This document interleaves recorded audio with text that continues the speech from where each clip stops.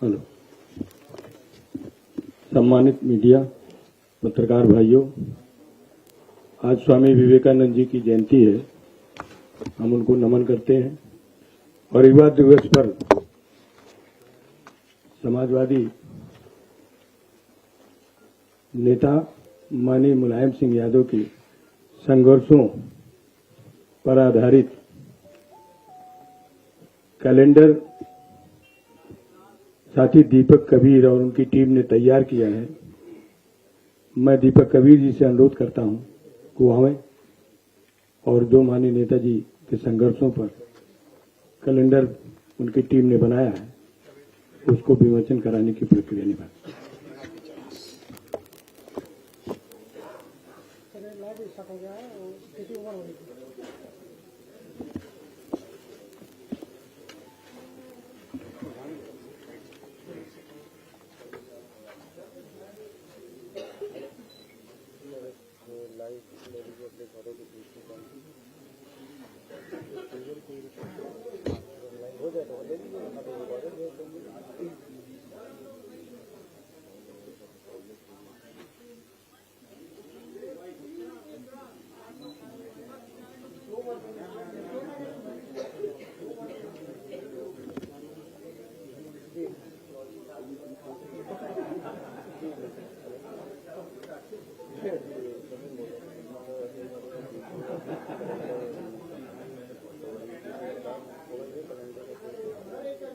हो जाए लाइव ठीक है, बना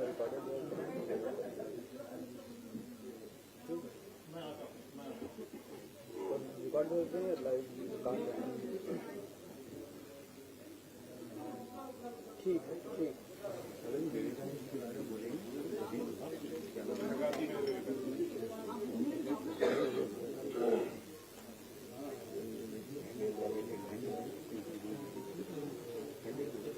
क्या हुआ? साथी कबीर जी से अनुरोध है कि वो अपनी बात है।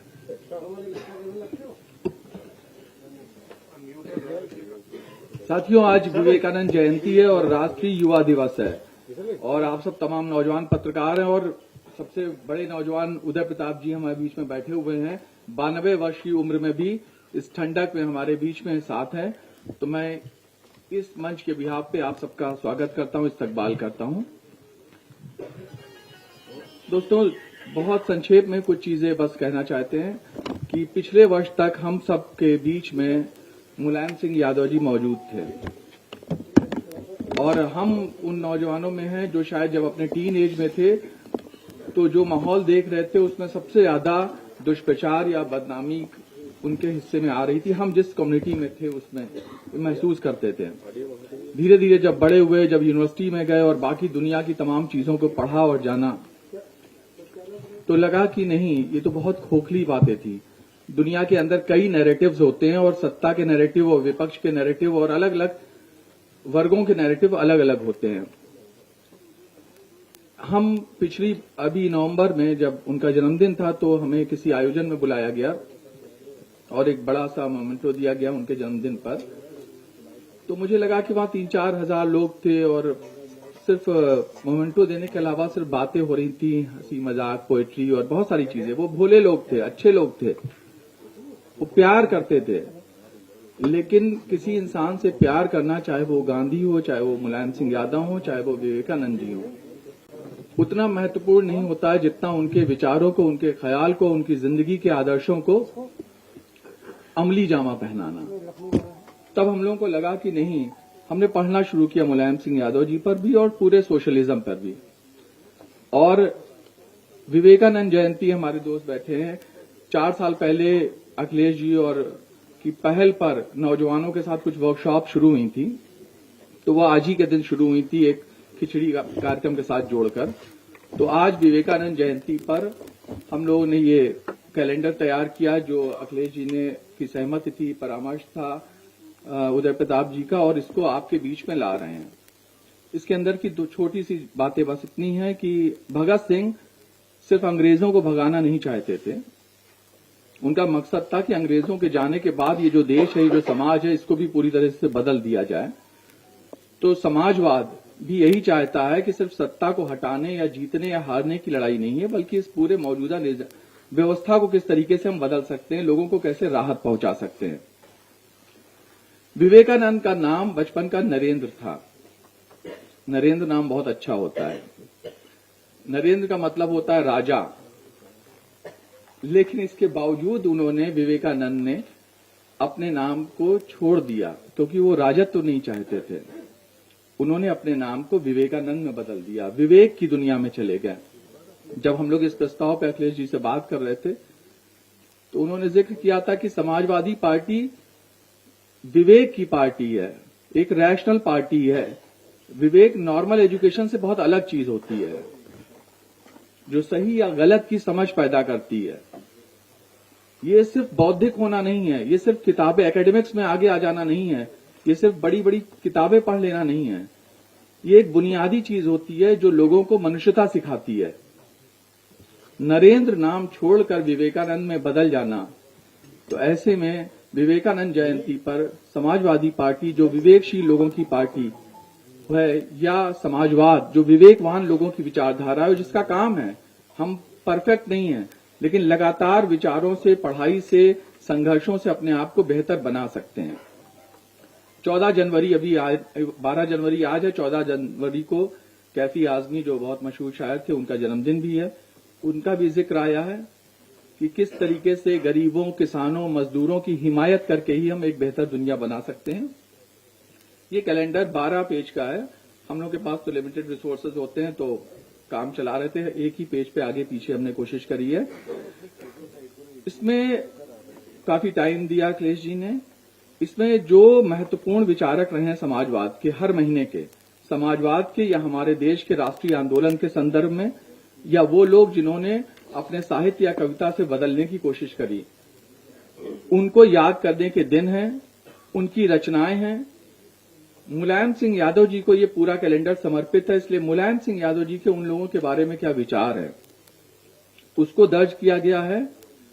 और जो उस जमाने के मशहूर नेता थे या बाकी तमाम समाज के प्रतिबद्ध लोग थे, वो मुलायम सिंह यादव जी के बारे में क्या सोच रहे थे, वो दर्ज किया गया है। अखिलेश जी उस महीने के बारे में, उन दिनों के बारे में और उन लोगों के बारे में, नेताजी को याद करते हुए क्या सोचते हैं, उन्होंने समय लगा के वो पूरा दर्ज किया है। हर पेज पर आपको मिलेगा। तो ये एक पूरा एक पैकेज है जो हम चाहते हैं कि इस देश के तमाम हिंदी बेल्ट के, और कोशिश करेंगे अगर ट्रांसलेट हो पाए, कि नौजवानों में, बौद्धिकों में, शिक्षकों में, पत्रकारों में के घरों में लगे और वो हर दिन, हर महीना जब देखें तो उनके अंदर तमाम सवाल पैदा हो, उनके अंदर विवेक पैदा हो, वो हमें सही और गलत भी समझा सकें, आलोचना भी कर सकें, और एक बेहतर मिलजुल कर कैसे दुनिया बन सकती है, समाज बन सकता है, इस ओर बढ़ें। ये संस्कृति कर्मियों से संवाद की शुरुआत है। ये शिक्षकों, पत्रकारों, बौद्धिकों से संवाद की एक शुरुआत है। इस सिलसिले को सिर्फ कैलेंडर लॉन्च तक नहीं रखा जाएगा बल्कि आगे भी ले जाया जाएगा, और उम्मीद है कि मार्च में हम सब इसका मल्टीपल विस्तार देखेंगे इसी कैंपस में। गतिविधियां अगर अनुकूल रही सब कुछ, तो सिर्फ इसके पहले पेज पर कुछ लाइनें अखिलेश जी के कमेंट में लिखी हैं, मैं उनको दोहराते हुए अपनी बात खत्म करता हूं। आने वाले दिन मौसमों के दिन हों, आने वाले दिन मौसमों के दिन हों, मुस्कुराने के दिन हों, जूझने के दिन के बाद जीतने के दिन हों, हमारे दिन हों। आप सबका इस्तकबाल, ये कैलेंडर आप सबके कार्यालयों में आप तक भी व्यक्तिगत रूप से पहुंचेगा, और मैं आपसे इस कैलेंडर के बिहाफ पे और इस तमाम तरह की गतिविधियों के बिहाफ पे वायदा करता हूं कि एक खुला संवाद जारी रहेगा। आप सबका बहुत बहुत शुक्रिया, और मुझे मंच पे बुलाने का आप सबका आभार। मैं खास तौर पे इसका शुरुआत में पहले पेज पे एक झंडा गीत लिखा हुआ है। मैं गुरु जी अद्भुत कवि हैं और उससे भी बड़े इंसान हैं, और मेरा दुर्भाग्य, हम लोग आपस में अक्सर ये कहते हैं कि हम पहले क्यों नहीं मिले। हम चुनाव के दौरान ही मुलाकात हुई थी और ये लगातार शतरंज में हमें हराते रहे इस उम्र में भी। तो मैं चाहूंगा कि गुरु जी ने चूंकि परामर्श भी देते हैं, सही गलत की समझ भी देते हैं, तो वो अपनी बात रखें। धन्यवाद दीपक भाई। आदरणीय राष्ट्रीय अध्यक्ष जी, उत्तर प्रदेश के अध्यक्ष जी, आदरणीय चौधरी साहब और भाई दीपक कबीर जी, आज पहले तो विवेकानंद जी का जन्मदिन है। हम सब लोग उनको श्रद्धांजलि देते हैं, नमन करते हैं। मैं एक घटना सुनाना चाहता हूं कि रविन्द्रनाथ टैगोर की जब पहली मुलाकात रोमा रोला से हुई, दोनों नोबेल प्राइज विनर थे। तो रोमा रोला ने कहा कि हम भारत के बारे में जानना चाहते हैं कुछ। तो रविन्द्रनाथ टैगोर जी ने कहा कि सिर्फ विवेकानंद की जीवनी पढ़ लो और लिख देना उन पर कुछ, आप भारत के बारे में फिर सब कुछ जान जाएंगे, इसके बाद फिर जानने को कुछ बचेगा नहीं। बहुत बड़ा कॉम्प्लीमेंट था जो रविन्द्रनाथ टैगोर ने दिया।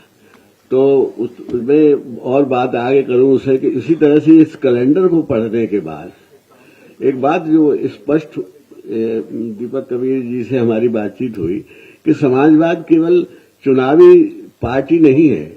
जब गांधी जी और भगत सिंह में चाहे कितना ही मतभेद हो हिंसा और अहिंसा पे साधन और साध्य को लेकर, लेकिन एक बात में दोनों लोग एक मत थे कि हम आजादी के लिए आजादी नहीं चाहते, व्यवस्था परिवर्तन के लिए आजादी चाहते हैं। हम इस समाज की जो संरचना है, जो ऊंच नीच है और वर्गीय जो लंबवत है, उसको क्षैतिज करना चाहते हैं। इसी को लोहिया जी यूं कहा करते थे कि हम खड़ी लकीर को पड़ी लकीर में बदलना चाहते हैं। तो ये जो व्यवस्था परिवर्तन था, ये उद्देश्य था आजादी का। हम आज जब देखते हैं तो हम उसी के लिए लड़ रहे हैं। हम इसलिए नहीं लड़ रहे कि हम केवल सत्ता में आ जाएं। सत्ता में तो इसलिए आना चाहते हैं कभी कि जब अगर हम कहते रहेंगे तो कुछ होगा नहीं। हमने कविताएं बहुत सी लिखी, लेकिन उन कविताओं का हम उनको पूरा कब कर पाए, जब हम खुद एमपी हुए तब। तो जब सत्ता में आदमी होता है तो कुछ कर लेता है। जैसे हमने गांव के उत्थान में बहुत सा लिखा, लेकिन बाद में जब हमको मौका मिला तो हमने करके दिखाया। ये हमेशा से होता है। साहित्य और राजनीति का बड़ा गहरा संबंध है। जो साहित्य सपना देखता है, राजनीति उसे पूरा करती है। तो समाजवादी पार्टी सपना देखती भी है और पूरा भी करती है।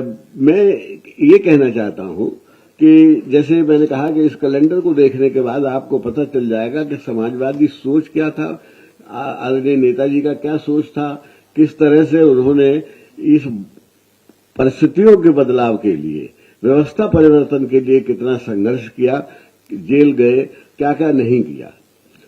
विवेकानंद जी के बारे में नेहरू जी ने एक वाक्य कहा है कि विवेकानंद जी पुरातन और नवीन भारत के बीच के पुल थे। उन्होंने लिखा कि वो he was a bridge between ancient India and modern India.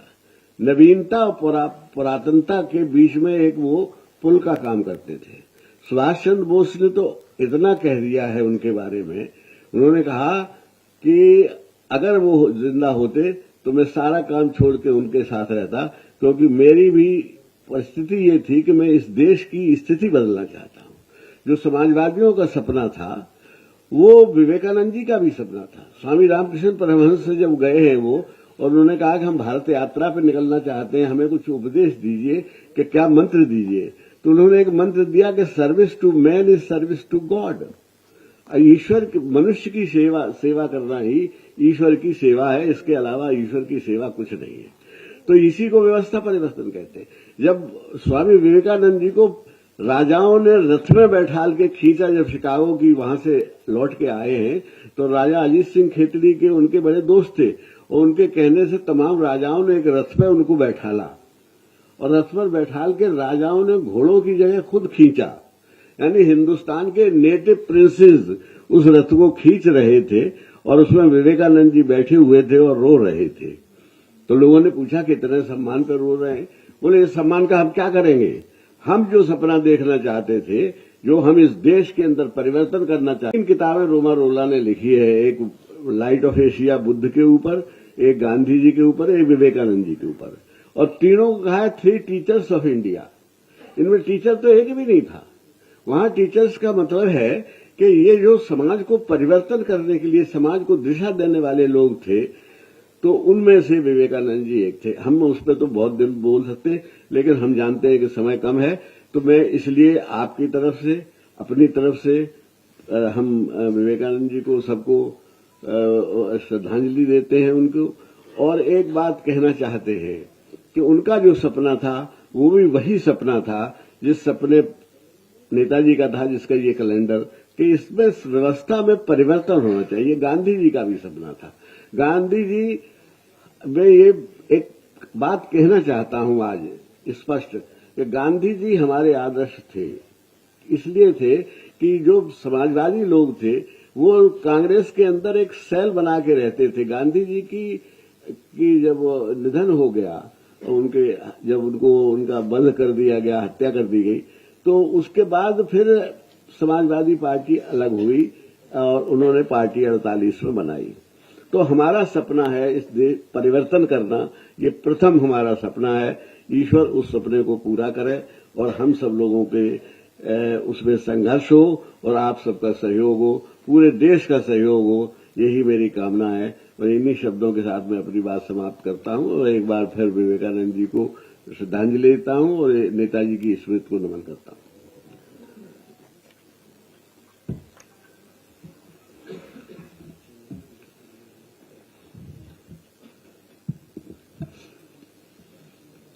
मैं सबसे पहले,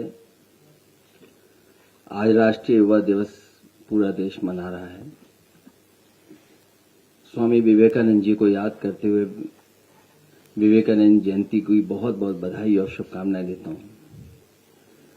साथ ही मैं आदरणीय उदय प्रताप सिंह जी और दीपक कबीर जी को धन्यवाद और बधाई दूंगा कि आज के दिन जहां आपने एक अच्छा काम करके नेताजी के काम, समाजवादी आंदोलन, नेताजी का संघर्ष, और आज ही के दिन आपने तय किया कि जहां विवेकानंद जयंती है वहीं नेताजी के नाम से भी आपने एक कैलेंडर निकालने का काम किया है।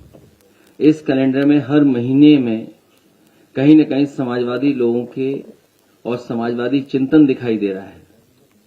जहां से शुरुआत हुई है, धरती पुत्र और नेताजी का नाम है, वहां सबसे पहले हमारी पार्टी का झंडा गीत जो आदरणीय उदय प्रताप सिंह ने लिखा था वो दिखाई दे रहा है।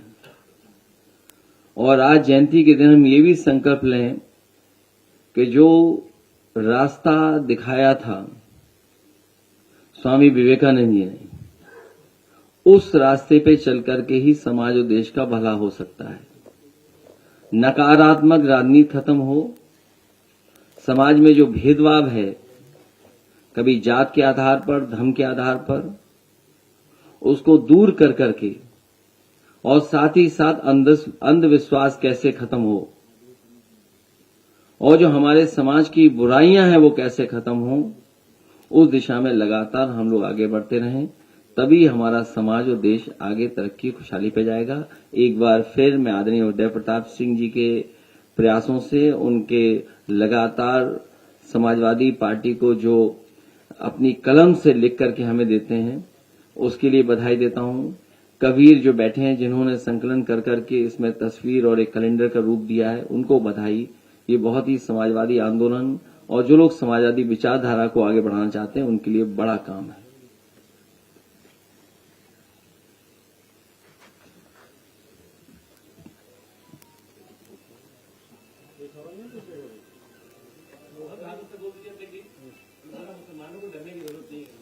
मैंने पढ़ा नहीं।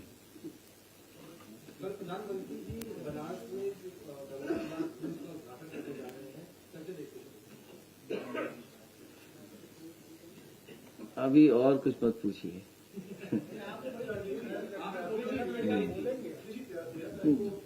देखिए, गंगा एक्शन प्लान जो पहला बना था और समय समय पर सुप्रीम कोर्ट, हाई कोर्ट और समय समय पर अखबारों पे पढ़ने का मौका मिलता है, उसमें यही दिखाई देता है कि अभी तक के जो प्रयास हुए उससे मां गंगा साफ नहीं हुई है। जब तक उसकी सहायक नदियां, जुड़ने वाले नाले, उनकी गंदगी नहीं खत्म होगी तब तक मां गंगा साफ नहीं होगी। हजारों करोड़ रुपया साफ हो गया है लेकिन अभी तक नदियां साफ नहीं हुई हैं। समाजवादियों का भी प्रयास था कि गोमती को एक उदाहरण की तरह समाज के सामने और देश के सामने रखा जाए, और यही अगर और नदियों के लिए योजना और कार्यक्रम बनेंगे तो नदियां शहरों के अंदर साफ बहेंगी। हमारे जितने भी शहर बसे हैं वो नदियों के किनारे बस गए, और जब बसे थे तब नाले और कोई सीवेज का ट्रीटमेंट का इंतजाम नहीं था, जिसके कारण सीधा सीधा जो कुछ है शहर का गंदा पानी, गंदगी सब नदियों में जा रही है। तो ये प्रयास समाजवादी सरकार में हुआ था, वही रास्ता है नदियों को साफ करने का। यहां की सुंदरता खत्म कर करके दूसरी सुंदरता दिखाई जा रही है। आखिरकार सरकार को ये बताना चाहिए कि यहां की आखिरकार सुंदरता क्यों खत्म कर दी। इसी तरह नाव यहां पर चलनी थी, कुछ पहले नाव खरीद ली गई थी, और भी जिसको टूरिस्टों को सुविधा देने के लिए या लोगों को घूमने के लिए यहां नाव खरीदी गई थी, वो सब कूड़ा करकट हो चुकी हैं। वो शायद डस्टबिन में फेंक दी गई हैं, या यहां से लेकर के कहीं और ले गए हैं वो लोग। मुझे बताया गया, जब मैं संगम में गया, मैं उस नाव में जब बैठा तो मैंने कहा ये सरकार ने तो बहुत अच्छी नाव खरीद ली है। तभी उसमें एक कर्मचारी ने कहा ये वही नाव है जो आपने खरीदी थी। तो जो यहां की अच्छी चीजें थी वो सब खत्म कर दी सरकार ने। तो ये सरकार क्या दिखाना चाहती है?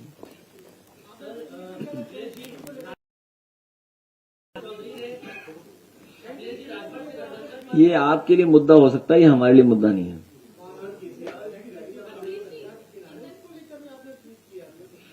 वहां लोग वैराग्य के लिए, आखिरी समय के लिए, पूजा पाठ के लिए, आध्यात्म के लिए आते हैं और सीखने के लिए आते हैं। लेकिन ये भारतीय जनता पार्टी टूरिज्म और पैसा बढ़ाना चाहती है, पैसा कमाने के लिए व्यवस्था बना रही है। आखिरकार वहां के जो निषाद समाज के लोग हैं, जो नाव चलाते थे, नावक थे, उनको क्या लाभ मिलने जा रहा है? उनके लिए क्या सुविधाएं दी गई हैं? क्या बड़े उद्योगपतियों के लिए सुविधा होगी, या बाहर से जो कारोबार करने वाले लोग हैं उन्हीं के लिए सुविधा होगी? हमारे नाव चलाने वालों के लिए क्या सुविधा होगी? और इसी तरह जब आपके गोमती रिवर फ्रंट में इस तरह की नाव चलने की कोशिश थी तो उसको क्यों खत्म कर दिया गया?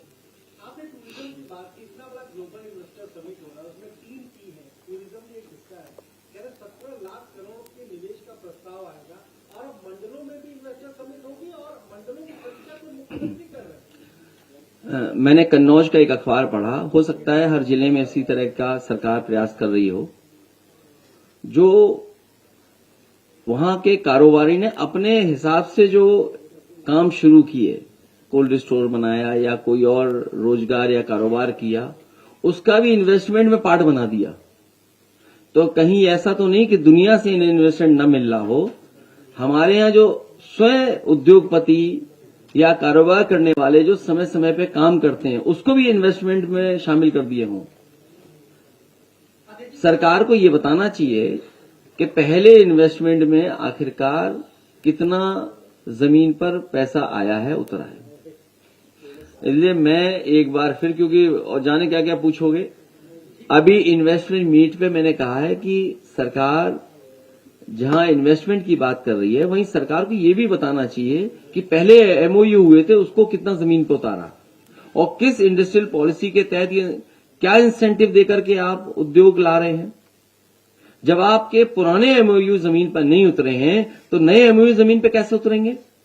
और फिर नया इंसेंटिव क्या दे रहे हो आप? ये केवल चुनाव की तैयारी है, जनता को धोखा दे रहे हैं।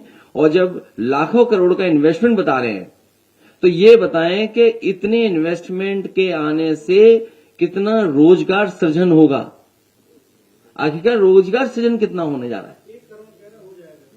और पहले जो घोषणा पत्र में लिखा था करोड़ों रोजगार नौकरी, उसका क्या हुआ? इसलिए आप भी कंफ्यूज मत होइए, आपको बहुत अच्छा पैकेज मिलेगा, बहुत अच्छी चमक धमक दिखाइए, जमीन पे कुछ नहीं उतरेगा।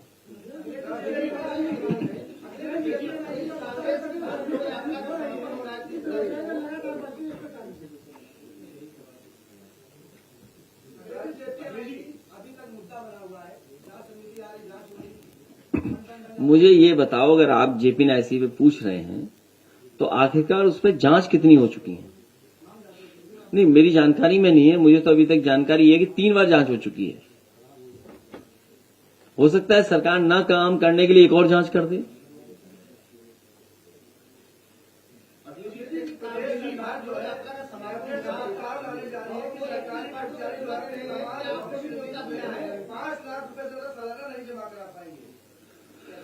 उसका विरोध किया जाएगा। अभी उसके बारे में और परीक्षा कर लेंगे कि किस तरीके से सरकार ला रही है। अभी बुलाया और मैं जाऊंगा। राहुल गांधी का समापन होने जा रहा है श्रीनगर में।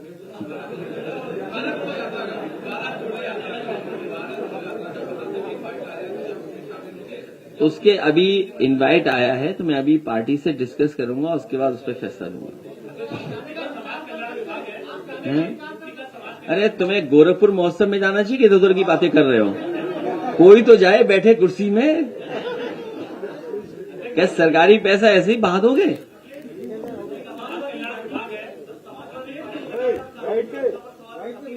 अरे बैठ के भैया, बैठ के, बैठ जा भाई। अब कोर्ट में हमें कोर्ट पे भरोसा करना पड़ेगा, न्यायालय पे भरोसा है हमें।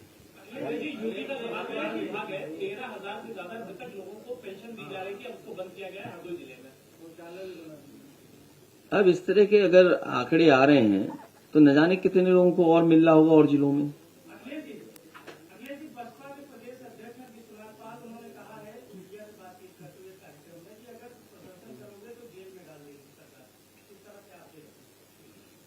मुझे जानकारी नहीं उनकी। अब वो अपना एक पत्रकार साथी हेडक्वार्टर गया तो था, देखा नहीं एडीजी से क्या हुआ गया था अभी। इसलिए तैयार रहिए आप भी, हम लोग तो हैं तैयार।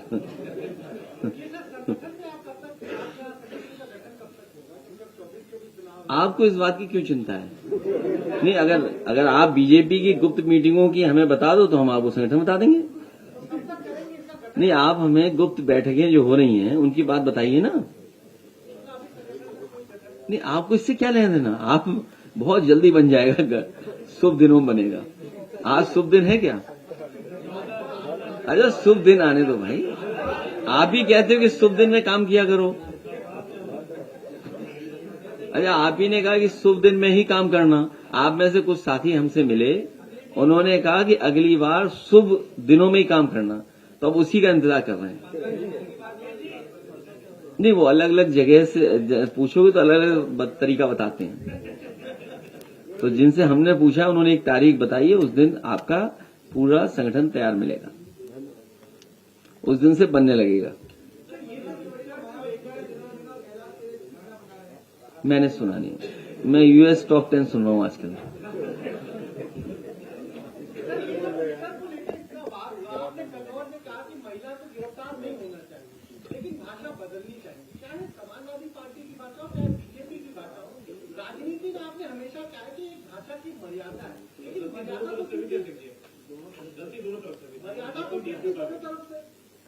गलती दोनों तरफ से थी, तो हमने अपनी टीम बदल दी। लेकिन सवाल ये नहीं है, सवाल ये है कि भारतीय जनता पार्टी जब मुकाबला नहीं कर पा रही है तो पुलिस को आगे कर रही है। जब उनके पास जवाब खत्म हो जाता है तो पुलिस को आगे कर रहे हैं। सवाल ये है, सवाल भाषा का नहीं है। आज तक जितने भी हमने तहरीर दी हैं, अगर किसी तहरीर पे कार्रवाई हो तो बताएं, एफआईआर दर्ज हुई हो तो बताएं। तो इसका मतलब यह हुआ कि पुलिस को भारतीय जनता पार्टी चला रही है। उनकी भाषा क्या है? इसीलिए मैंने हिंदी दिवस के दिन कहा कि भारतीय जनता पार्टी को और उनके लोगों को अपनी भाषा ठीक तरीके से लिखना चाहिए, सभ्य भाषा का इस्तेमाल करना चाहिए। और ये रणनीति है उनकी, ये कोई वो नहीं है, रणनीति है उनकी कि किसको आगे करना है, किसकी जात से लाभ उठवाना है, जवाब किस जाति के व्यक्ति से दिलवाना है। तो ये उनका जाति की आधार पर सोच है। आप नहीं समझते इन बातों को, हम लोग समझते हैं इन बातों को, और समझते आप भी हो। ये हमारा पत्रकार साथी क्यों सवाल पूछ रहा है, जिस नेता का कोई नाम ही नहीं बचा, कुछ है ही नहीं। अब जो भी हो, गाना के साथ साथ एक और बगल में नाम था। तो सवाल वो नहीं है, सवाल ये है कि क्या चाहती है सरकार। ये पिछड़ों को बांटना चाहती, जात के आधार पर काम करती है। इनके पास जवाब नहीं है, इसलिए बहुत जल्दी आप पार्टी का कार्यक्रम भी देखोगे और जो आपने कहा संगठन वो भी तैयार मिलेगा। इसलिए मैं एक बार फिर दीपक कबीर जी को बहुत बधाई देता हूं। उन्होंने प्रयास कर करके एक बहुत ही अच्छा कैलेंडर तैयार किया है, जिसमें बहुत सारी समाजवादी आंदोलन की जानकारी है, नेताजी की तस्वीरें हैं, नेताजी के बारे में गाना, पार्टी का गाना, उनके बारे में संघर्ष, और जितना कुछ इसमें साहित्य का लिखा गया है, समाजवादी आंदोलन के बारे में लिखा गया है। मैं आदरणीय उदय प्रताप सिंह जी को उसके लिए बहुत बहुत धन्यवाद देता हूं। आज का दिन जब आपने तय किया उसके लिए बहुत बहुत बधाई। लाइए तस्वीर।